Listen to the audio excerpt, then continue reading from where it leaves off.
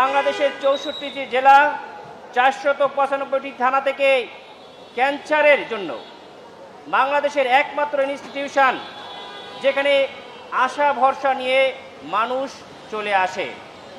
কিন্তু আনফরচুনেটলি যে ক্যান্সার হাসপাতালে মানুষ চিকিৎসার জন্য আসছে সেই হসপিটালই বিভিন্ন দুর্নীতিতে ক্যান্সারে আক্রান্ত হয়েছে।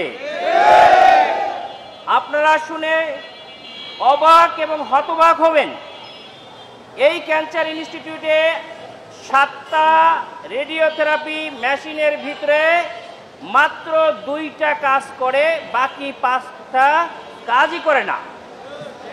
সুতরাং মানুষের সেবা কোথা থেকে আসবে? আপনারা অবগত আছেন যে 17 বছরের ফ্যাসিস্ট সরকারের আমলে একজনের জীবন কাহিনী আরেকজন লিখে প্রমোশন পায়। একইভাবে অন্যান্য সেক্টরে ডাক্তারদের ক্ষেত্রে, নার্সদের ক্ষেত্রে, টেকনোলজিস্টদের ক্ষেত্রে, তারপর যে অ্যাডমিনিস্ট্রেটিভ অফিসার তাদের ক্ষেত্রেও প্রমোশনের ক্ষেত্রে দুর্নীতি করা হয়েছে। আমরা দুর্নীতি করব না, আমরা দুর্নীতি সহ্য করব না, প্রতিহত করব। যে 5টা বললেন যে কাজ নাই, যে 5টা নাই, এই 5টা আসলে ওইগুলো ঠিক হবে না। ওগুলো কিনা হয়েছে সেই 2008-9 সালে।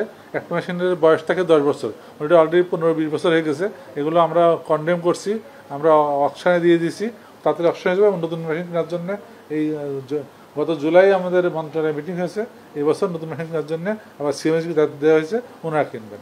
সারা দেশে একটা হাসপাতাল 500 বেড, এই 500 বেডে তো সব রোগীকে ভর্তি করতে পারবেন না।